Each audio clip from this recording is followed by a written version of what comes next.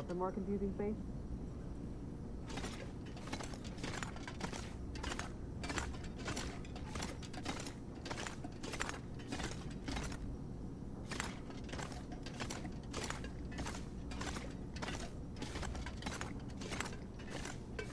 This place is old, but it has good bones.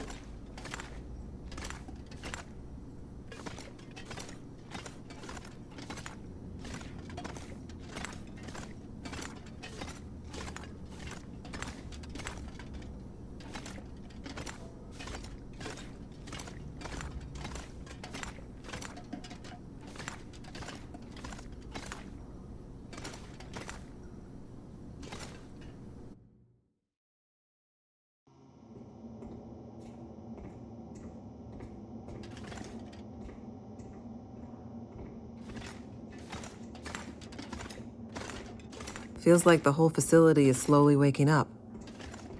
That aurora is a real mystery. It's almost like magic, really.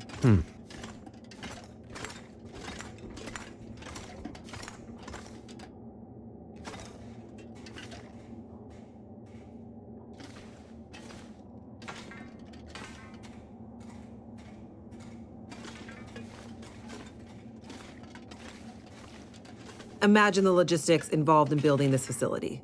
Staggering.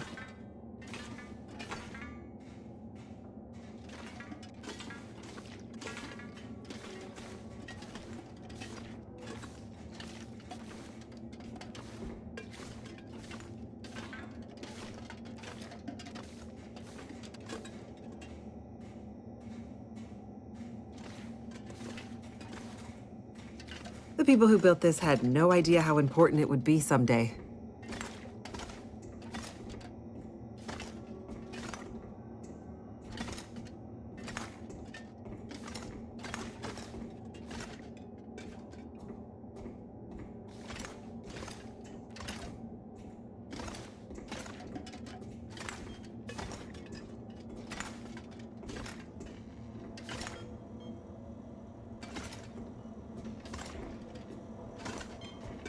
Well, well, there she is, the Suzuki Radio Telescope.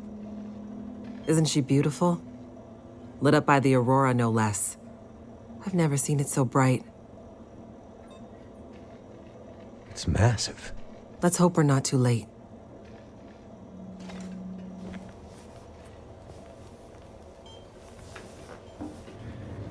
Okay, time to get this party started. There's a fair bit of interference. Keyboard is glitching a bit. Can't be helped, we're way past long shots at this point. Loading the program. Now. Are you in place? I'm seeing some spikes on the sensors at the peak. Shouldn't be long now. What do you need me to do? Okay, this is the tricky part. I'm gonna have to run the program and update the code in real time to modulate for the aberrant magnetic field and... Jace. So I'll be busy focusing on that. Meanwhile, once the telescope grabs the signal, we'll need to follow the source. The new data will help flush the buffers, and the data in the buffers will get pushed to Dr. Atwood's workstation for processing. It's an archaic system, but best I could do with 30-year-old technology. I'm still not clear on what you need me to do. You're a pilot, right? Yep. Know how to adjust your heading to follow a radar beacon? Yeah, I have a pretty good idea. Same principle. Grab the big metal wheels at the base of each leg of the telescope sensor assembly. You'll see a bunch of numbers around the edge. When my program outputs specific bearings, I'll shout them to you. And then you have to find a way to match those bearings as quickly as you can. Sounds easy enough. The timing has to be perfect. Got it. Like, exactly perfect. I hear you loud and clear. Did you say you got here after crashing your plane? Don't start. Get ready. I'm seeing some power spikes. Something big. It's happening.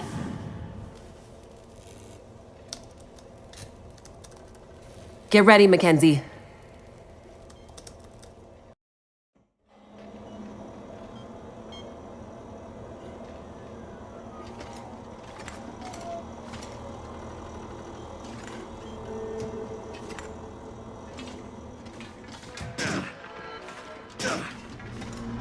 What a mess. Look for the wheel, Mackenzie.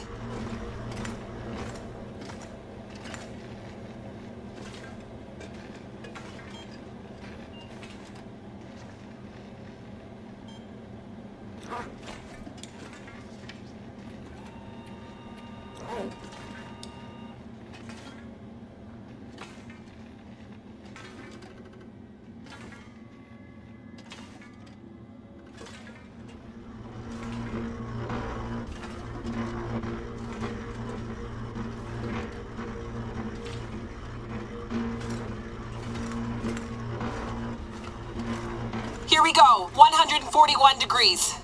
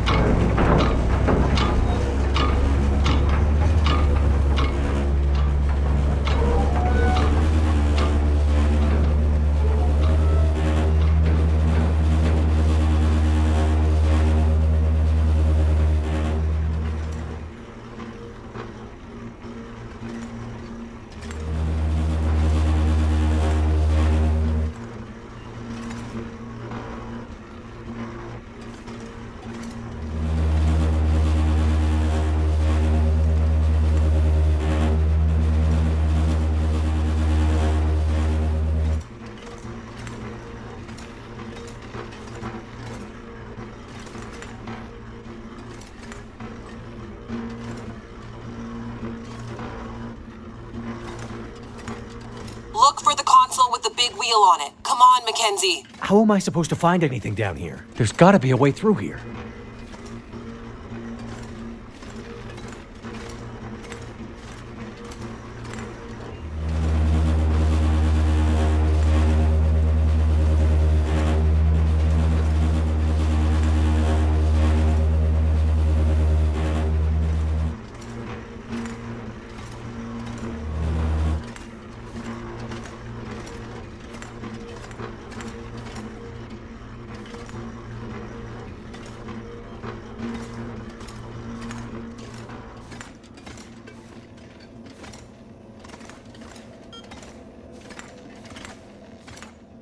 What's taking so long down there? Where's the damn wheel?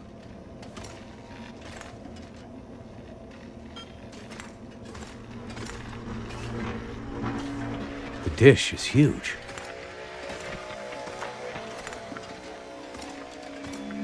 That's it. We're getting close now. Keep going. Okay, 67 degrees.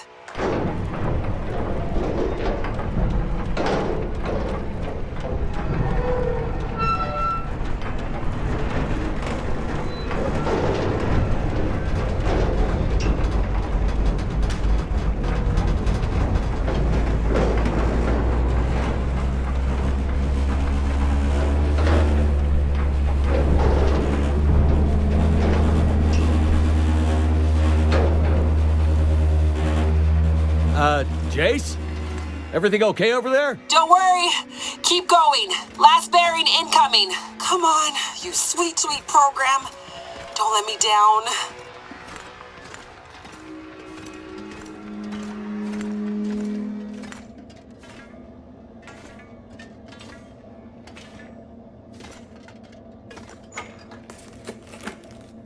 Hope nobody needs this anymore.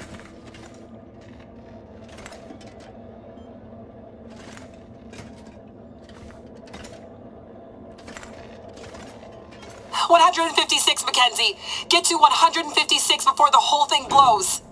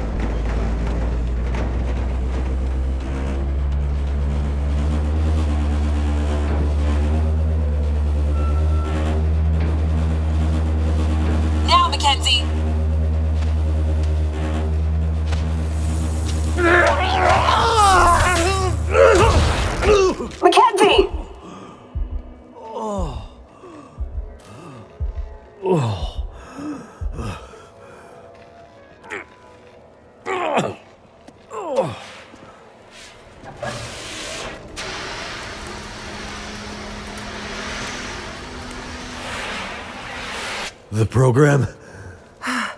She did the most any program can hope to do. Her job. Now let's hope Dr. Atwood got what she needed. Because this gear is toast.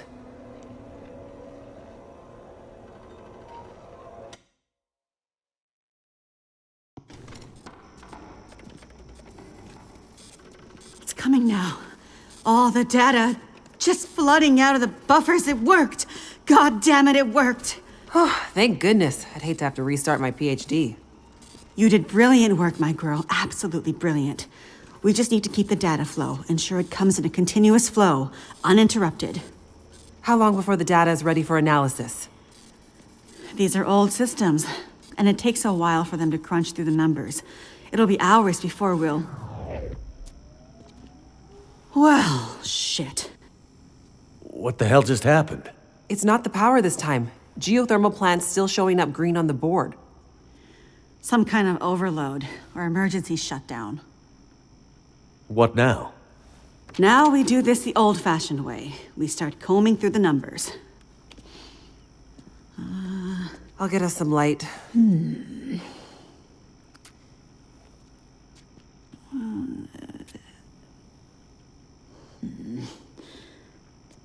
Do you see anything that would indicate the level of K-index we might expect to... Shush, girl.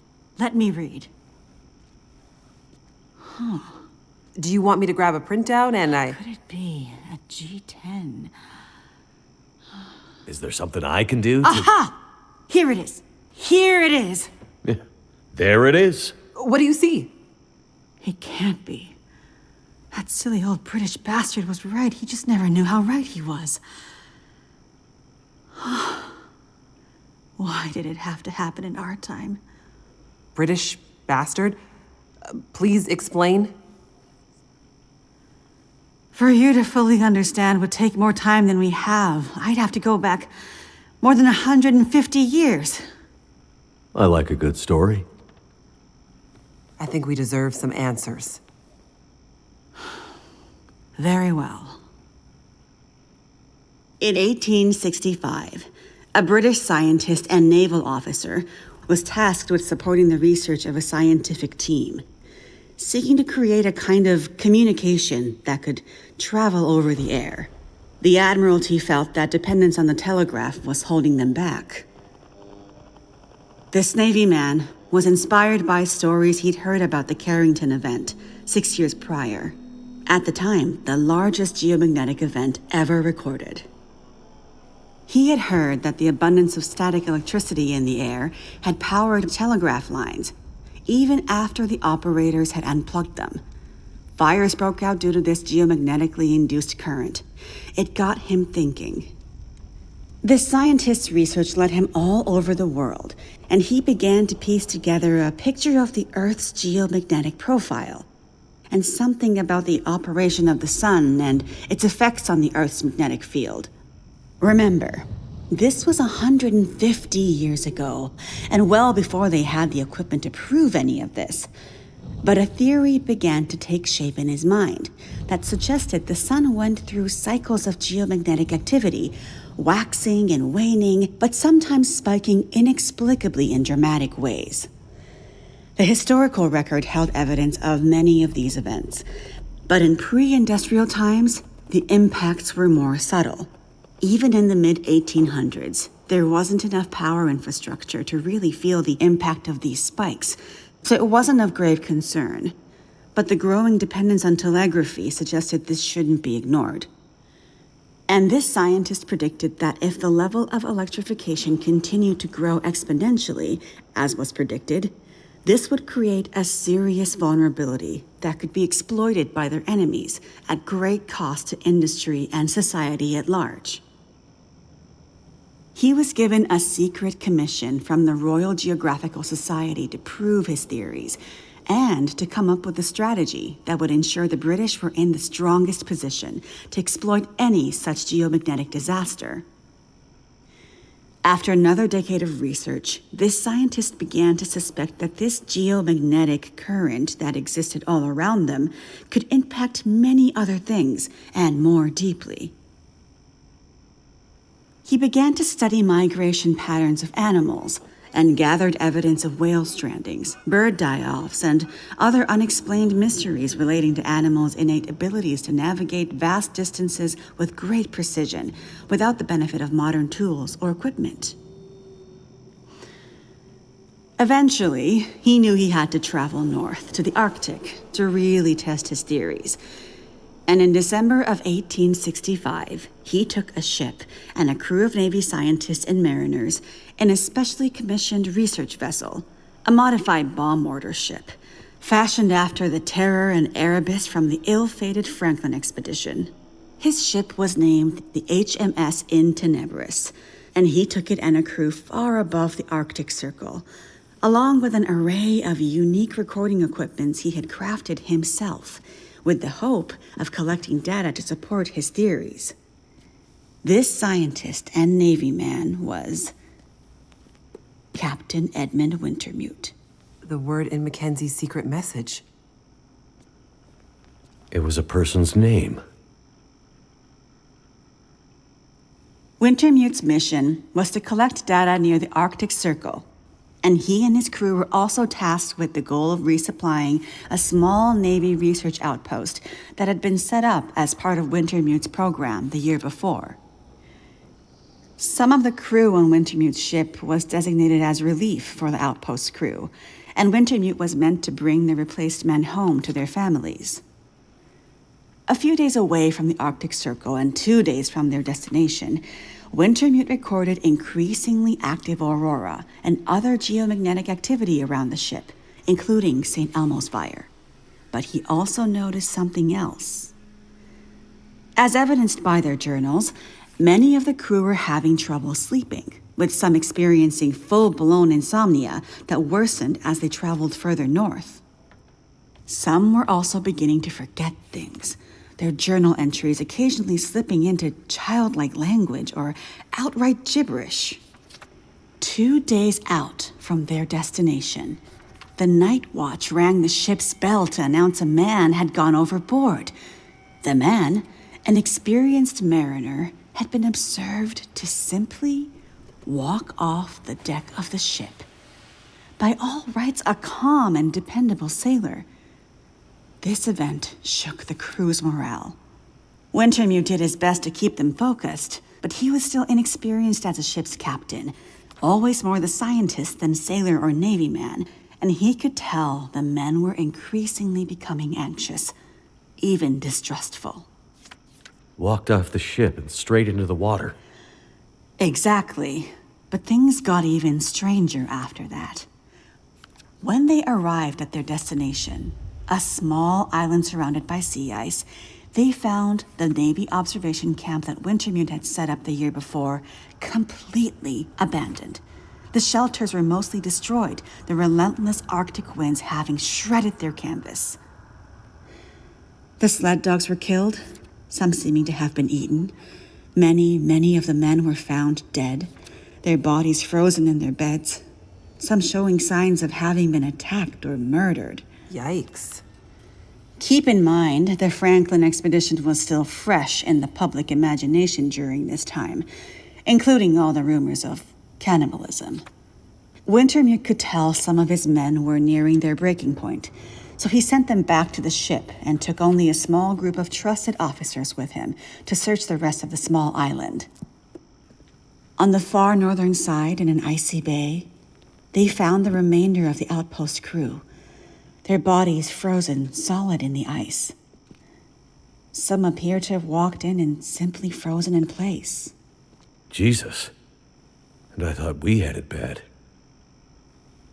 Not wanting to completely abandon his research, but also recognizing the fragility of his situation, Wintermute kept a small group of trusted and hardy men with him. He offloaded sufficient provisions and equipment for them to survive up to 6 months, and sent the crew and the In Tenebris back to London, with the request that they send a rescue ship to pick them up. That's dedication. But what does it have to do with our data? I'm getting there. Months later, the relief ship returned to find only Wintermute remained. He had left books of scrawled notes, data he had gathered using his novel devices, sketches and observances of the men he had kept with him, and a detailed diary outlining their slow but progressive decline into a kind of fugue and madness. Wintermute was accused of murdering the men, brought back in shackles, and once back in England, summarily court-martialed and committed to a sanatorium. His equipment, journals, and the data therein were hidden by the Admiralty, and the Royal Geographical Society renounced Wintermute's membership and denounced his research, claiming he had gone rogue. His work disappeared for over a century, until I dug it up. Why haven't we ever heard this story before? Exactly the question you should be asking. I had encountered odd and inexplicable references to his research, but always leading to dead ends. I finally managed to get my hands, through no small feat of my own canny research and a dogged determination, I might add, on a few of his earlier papers. It wasn't easy, believe me. A woman, let alone a woman who isn't white, had to work 10 times harder to get access to this material, but I managed to do it. I spent the next 20 years piecing it together, tracing the fingerprints of Wintermute's theory, collecting his data, analyzing, and then adding to his research with research of my own using increasingly modern equipment. And the more I dug, the more data I collected, the more worried I became. Because not only had Wintermute's original fear come to pass, that the world had become dependent on the electrical grid, a technology that would easily be taken offline should any Carrington-level geomagnetic event occur. But even worse, that the Carrington event of 1859 was like a tiny spark compared to the massive, overwhelming storm that might come in the future. I started to talk to others about this, but of course, people thought I was crazy. They ignored me at first, then started to denounce me, and then ostracize me. Until I eventually found myself so far on the fringes of accepted science that I was entirely isolated, with nobody to trust, nobody who would believe me. I lost my job, my marriage failed, all my academic credentials were thrown into question. Ah, this explains something about your reputation, Dr. Atwood. Nobody would believe me. Except for John, who you met as Jeremiah, Mr. Mackenzie. He was a young corporal in the Canadian military when I first met him.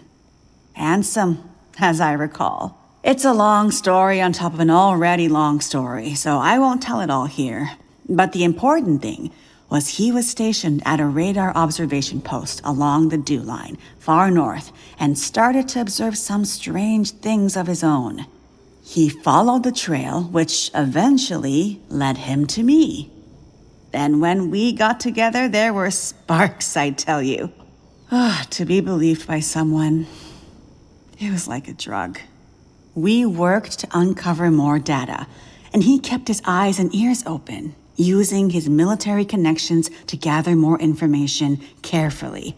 And he moved up the ranks, but always stayed under the radar, putting his career aspirations aside to ensure he could stay close to the facilities we needed access to. But it was never going to last. At one point, he was caught accessing some classified data shared with our NATO allies, and they thought he was spying for the Russians, so they put him in military prison. And we lost touch. Years later, he actually found me here, at the radio telescope. He was a changed man. His fire was gone. They'd somehow broken him. He said he still believed, but he couldn't be part of this journey. And that's the last time I saw him. That was more than 20 years ago. I can't believe he's still alive. And on Great Bear, no less. You can't possibly believe that's some kind of coincidence. Jeremiah being here. What are you suggesting? Isn't it obvious? He stayed here for you, to be close to you, to keep watch. He's been here ever since. close by, in case you might need him. And as soon as he saw the Aurora and what it could do, he knew. He saw the signs. When I met him, he was nearly killed by a bear, and when I left him, he was still not much more than half alive. Otherwise, I'm sure he would have come here himself. But he sent me to warn you. He made me promise. And he knew by then what that promise would mean. He sent you in his place. And it's a good thing he did, because now we have the final piece. This is the answer we've been looking for all these years. Do we finally have it? I think we do, dear. I'm not following. All my research here, and Jace's since she joined me, has been to try to anticipate, to get ahead. Ahead of what? The next big Carrington-level event. The thing Wintermute spent his life also searching for. And others, lesser scientists, industrialists, crackpots, even here on Great Bear. The island's unique geologic strata and northern latitude created a perfect test bed for geomagnetic research. Even a few decades ago, a German industrialist named Rudiger. But that's not important. Dr. Atwood, do we know the terminus? We do, my dear. And when is it coming? Do we have time to prepare? No, dear. It's already too late. It's already started. What does that mean? It means we're in a new geomagnetic normal. What you've seen so far is really just the beginning. Things will get much worse from here on out. But how long will it last? Carrington was over in a few days, weeks at most. Oh, this is much bigger than Carrington. How long, Doctor? I hesitate to say. With the data I have, I can only offer a vague range. 40 to 400. Hours? Days? Years. Wintermute tried to warn us 150 years ago, but nobody listened. And now we're at the very beginning of a geomagnetic storm. A disaster of such proportion we've not seen its like in recorded history. The power grid is down. Everything humanity has built over the last 100 years or more, based on technology, electronics, everything based on the integrated circuit, electricity, it's gone. It's all gone. Nature is changing, and soon we'll begin to see the impact on people. We won't emerge unscathed. And this period of darkness will last from 40 to 400 years. A new dark age. The long dark. And what humanity will exist on the other side of it,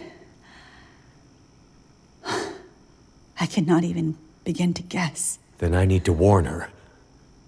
I need to get to Perseverance Mills. You're talking about your ex-wife, the doctor? Astrid will be there. And she needs what's in this hard case. What's in the case, and what kind of doctor? She's a researcher. Insomnia, memory loss, fugue states. I think she stole some experimental meds. She's trying to help a friend, a child that's suffering from some mysterious illness. I'm not sure. Go to her. Regardless of what's in the case, you can bring her here. Her and anyone else you care about. We have to think about the survival of the species now. But what can we possibly do here? Oh, Jace, my silly girl. Have you forgotten what this facility is built on? I just know it's some government thing. Before it was repurposed for use with the radio telescope, this was an observation post for monitoring satellite communications. Mostly American, Russian, some Chinese, Cold War stuff. But why here? Who would think we'd be spying from here? Exactly.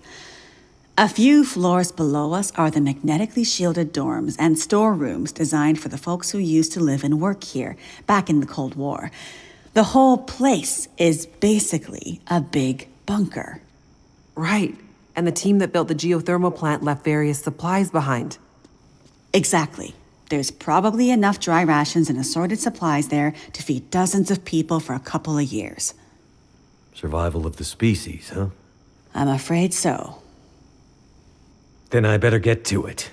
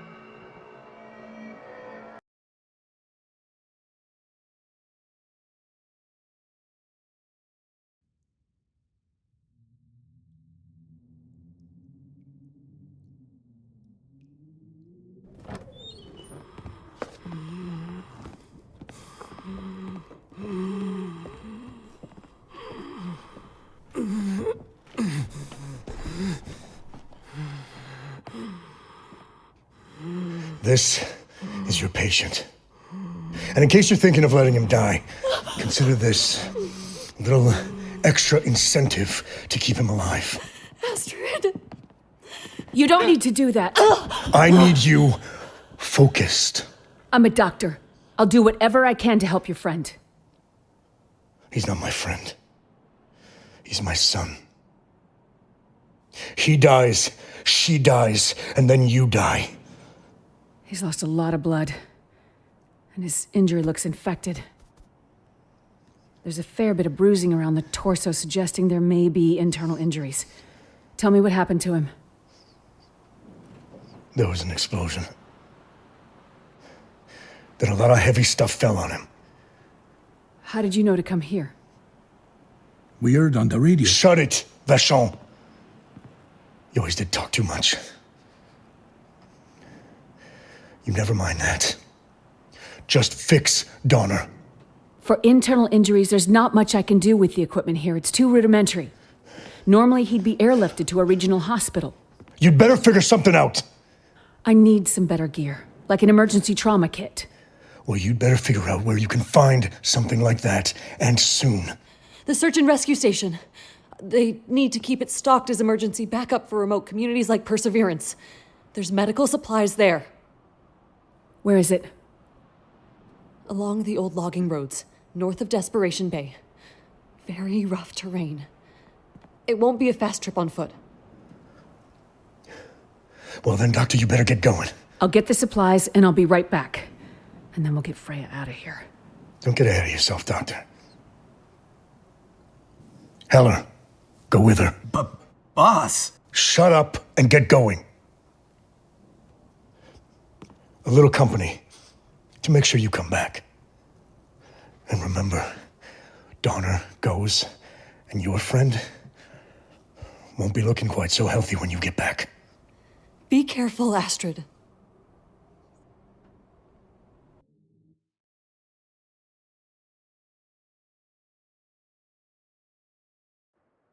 Look, we've been traveling for hours. I'm not going any further. My friend warned us it was a long walk to the SAR station. I'm freezing.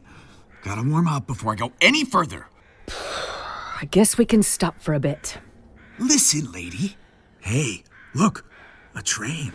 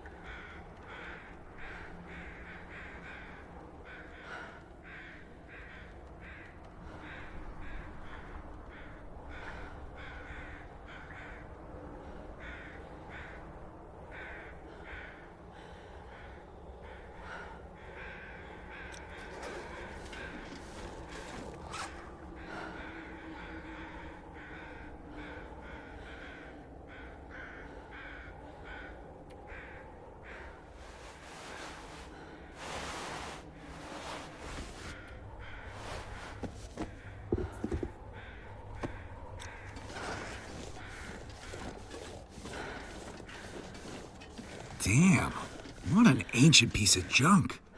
This thing belongs in a museum. You know anything about trains? Nah, not really. Just think they're cool. Bet this track leads to the SAR station.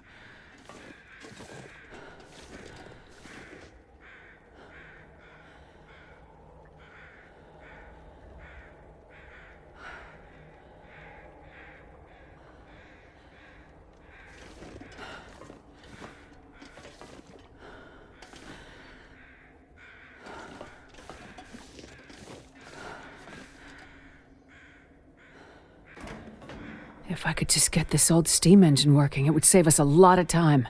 Sure would beat walking. But it looks to be missing some control parts. Throttle, maybe? Must be around here somewhere.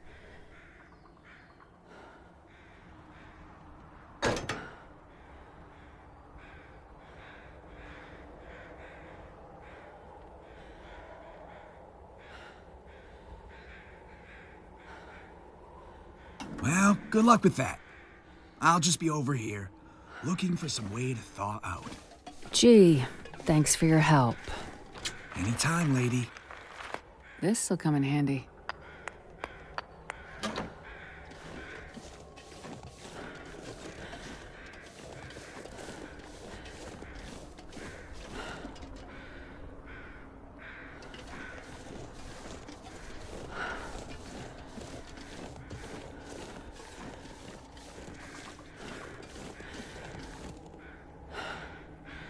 Maybe I can find something useful in that maintenance shed.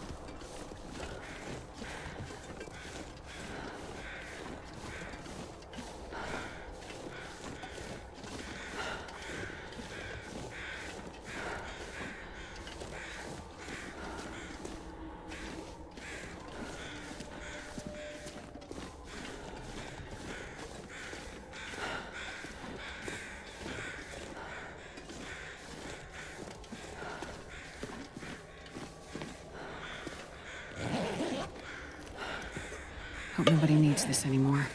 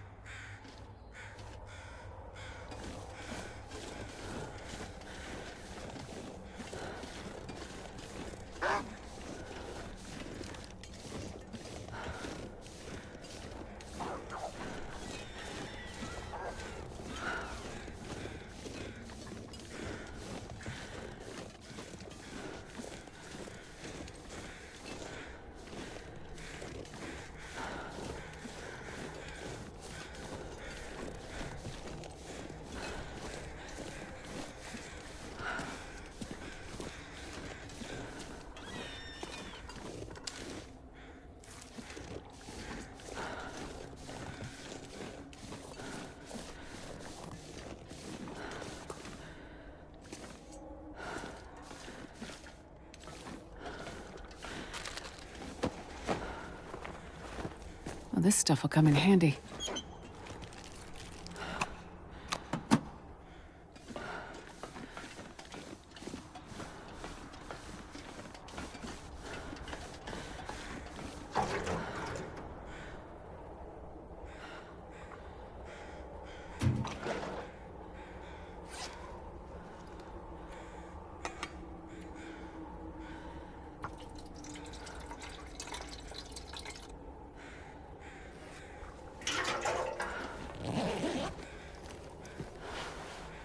I'll take it.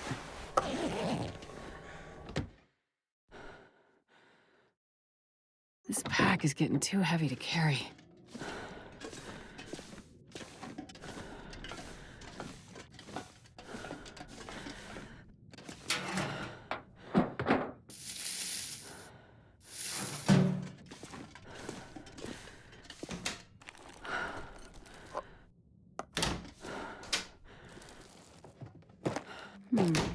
Okay.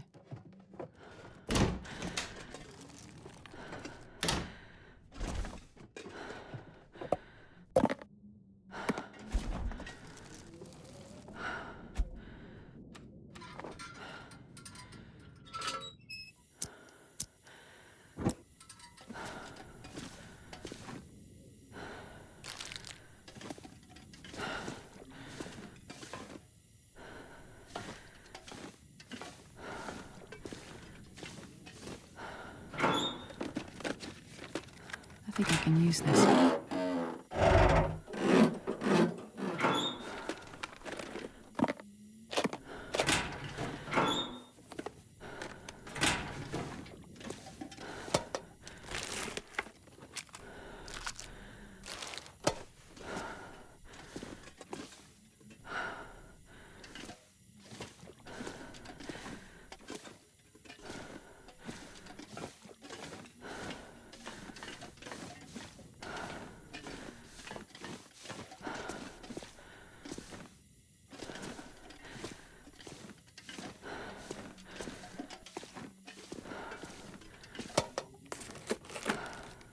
This'll come in handy.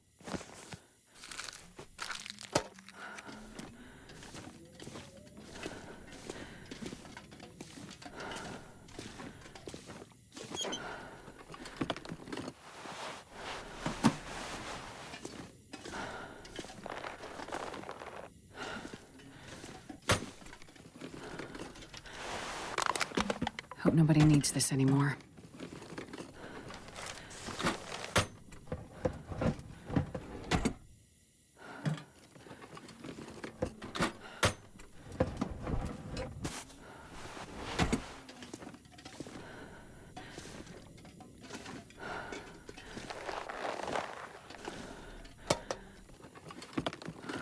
Well, this stuff will come in handy.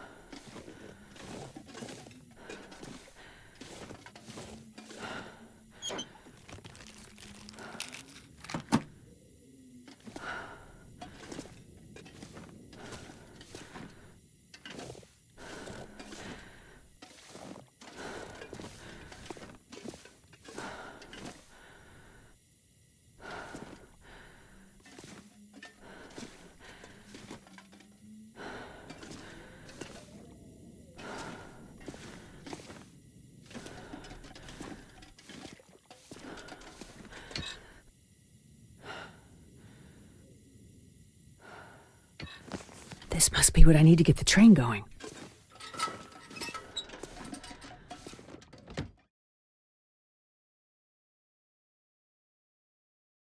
This pack is getting too heavy to carry.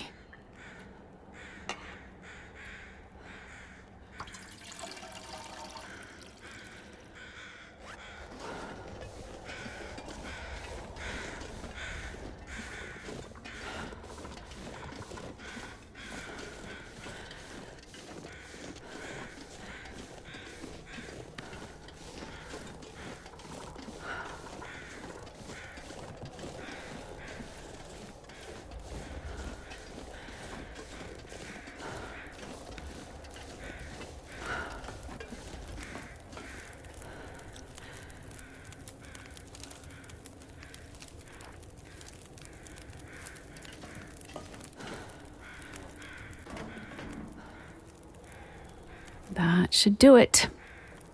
Now to get a fire started in the firebox.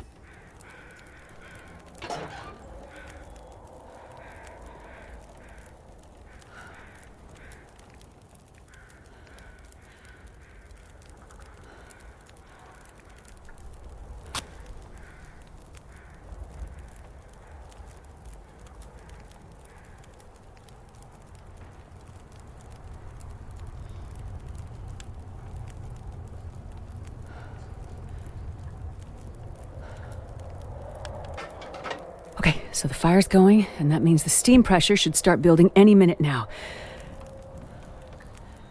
You coming? I just got this fire going. Finally starting to feel my feet again. You aren't worried I'll run off somewhere? You? Nah. You won't leave your friend to die. I'll be back as soon as I find the trauma kit. Better hurry. Tick-tock.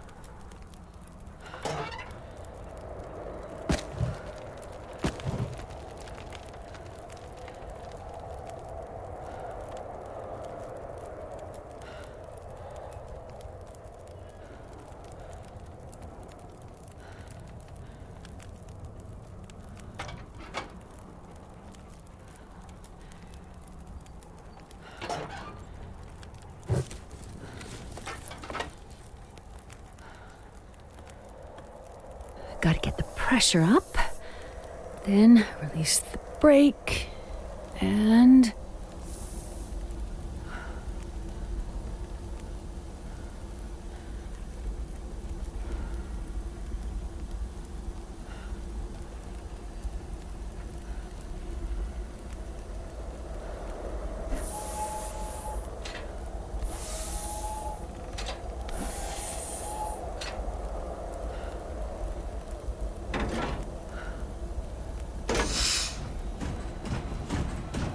It works!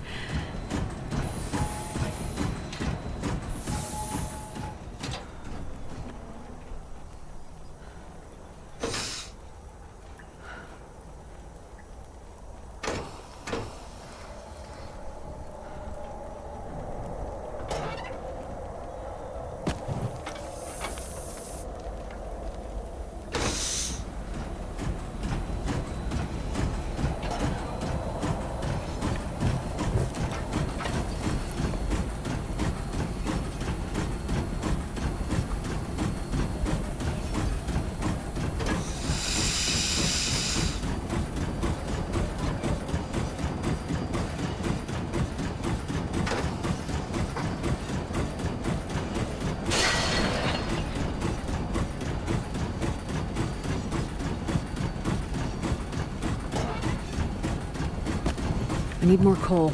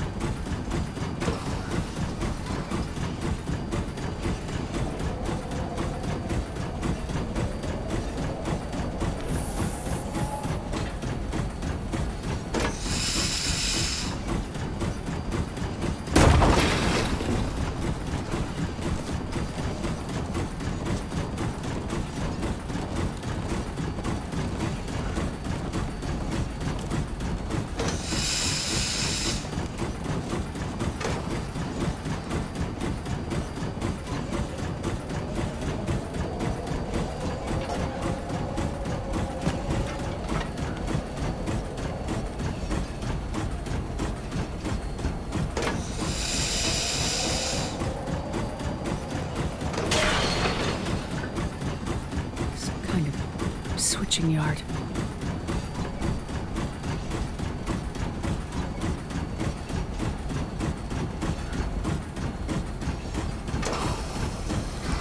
Dead end. Need to switch the tracks and try again.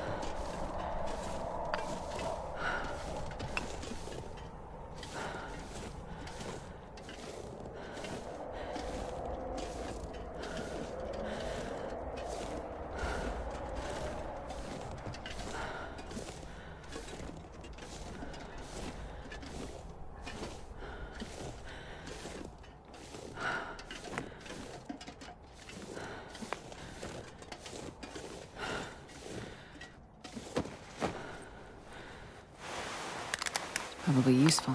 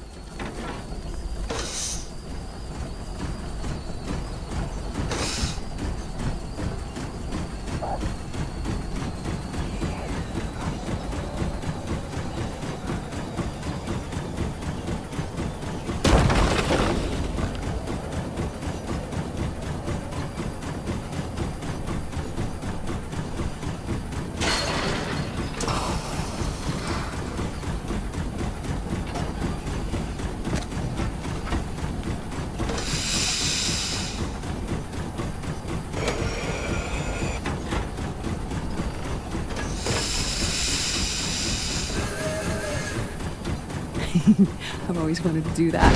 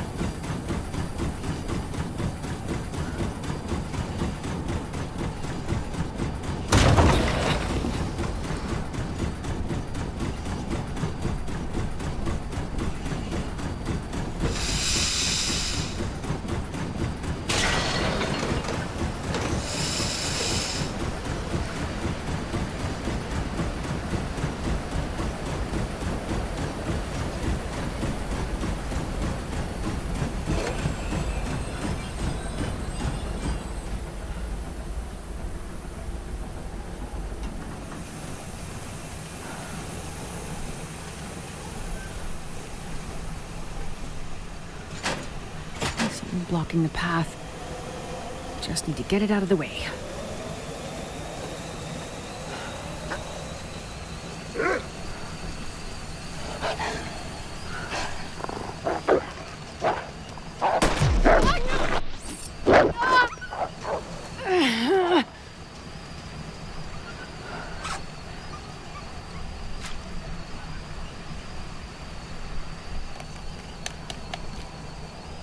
Oh, come on.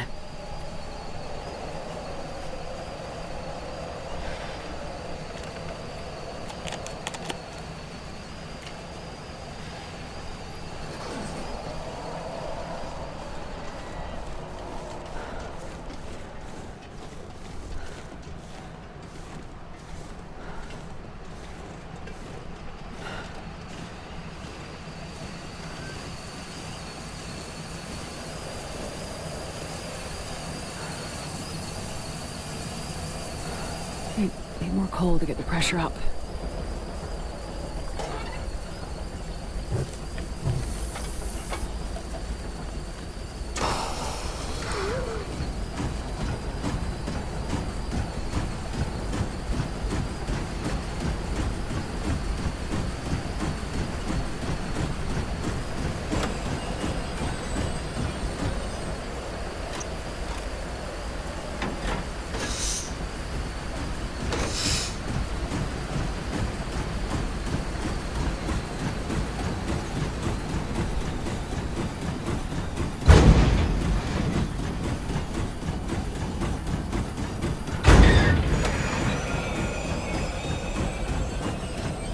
Doesn't look like the right way.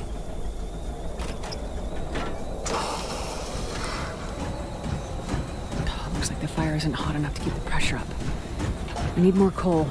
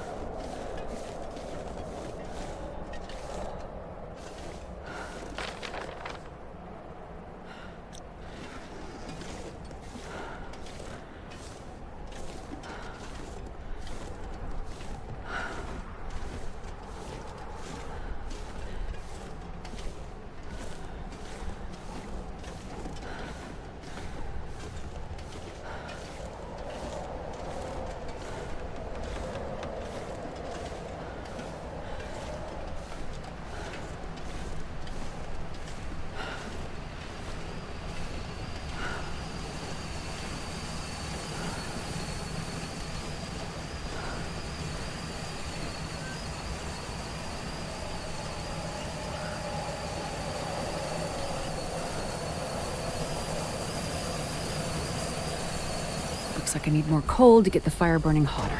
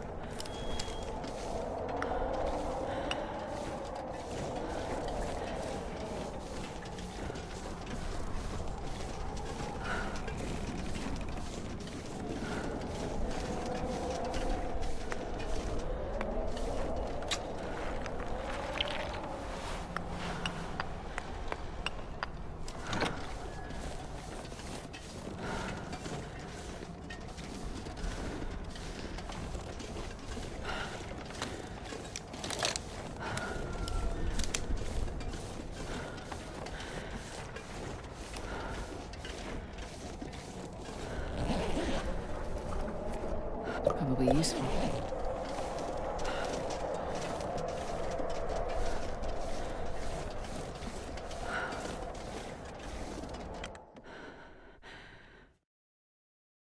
I can barely walk with this much gear.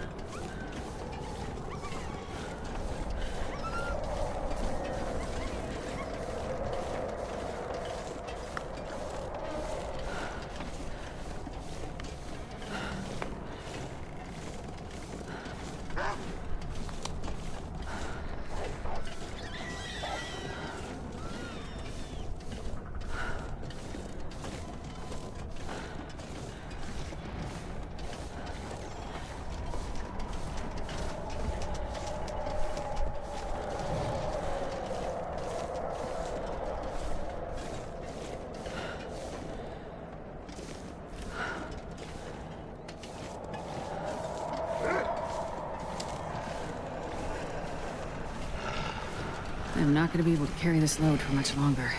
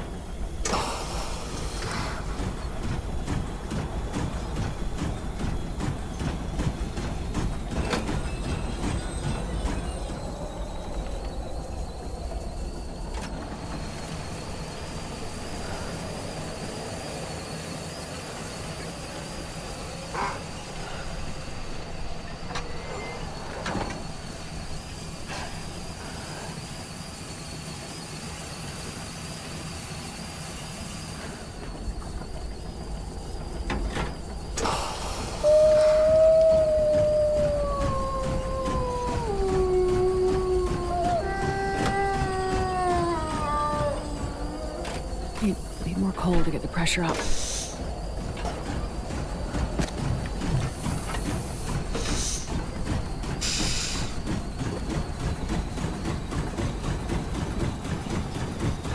place is crawling with wolves.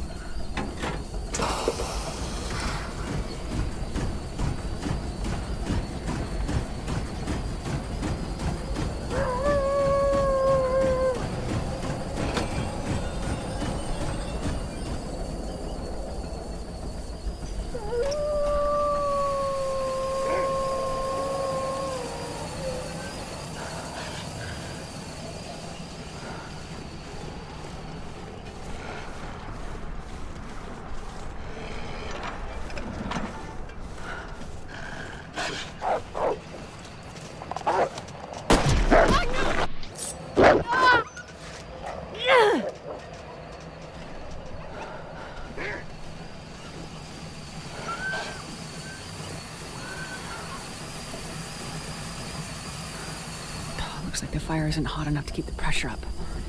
I need more coal.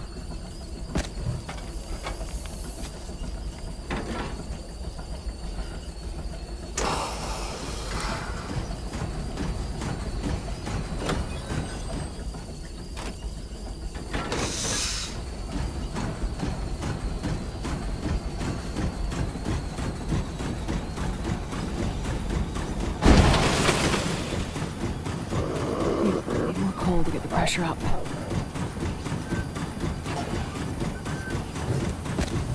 Dead end. Need to switch the tracks and try again.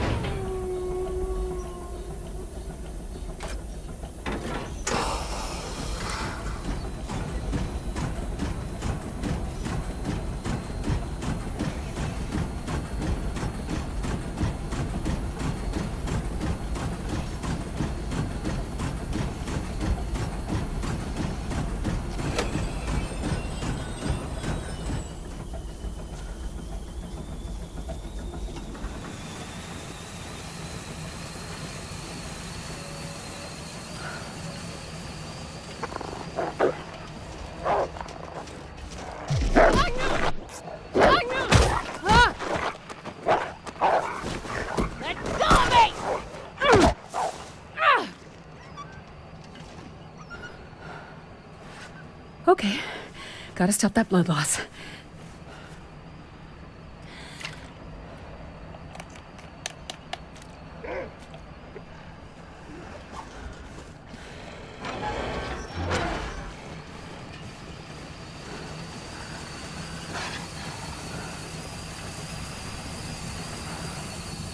Looks like I need more coal to get the fire burning hotter.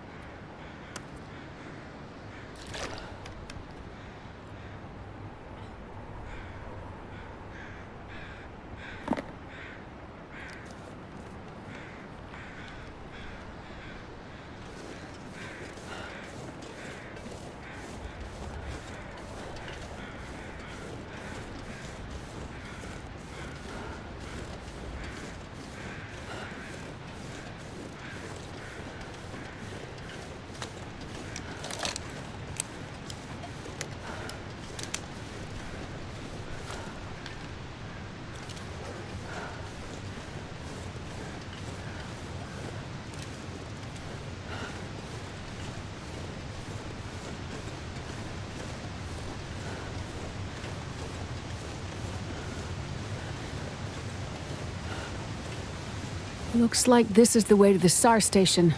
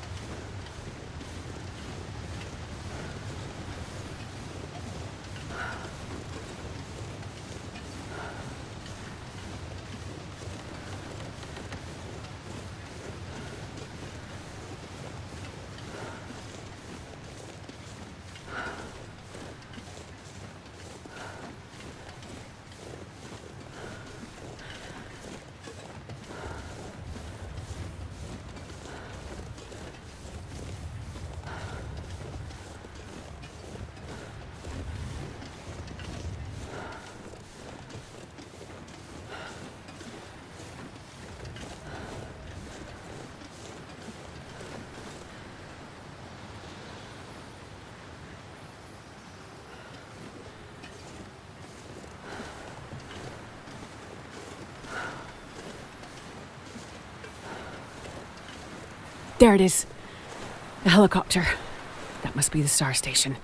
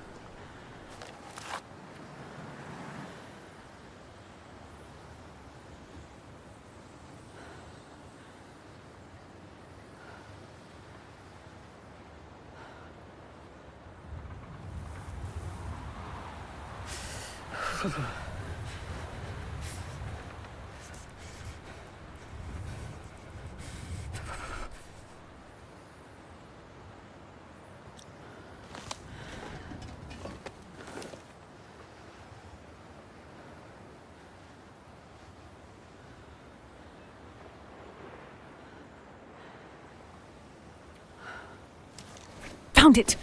The trauma kit. Might be enough to give Donner a fighting chance. I better get back quickly. It's starting to get dark.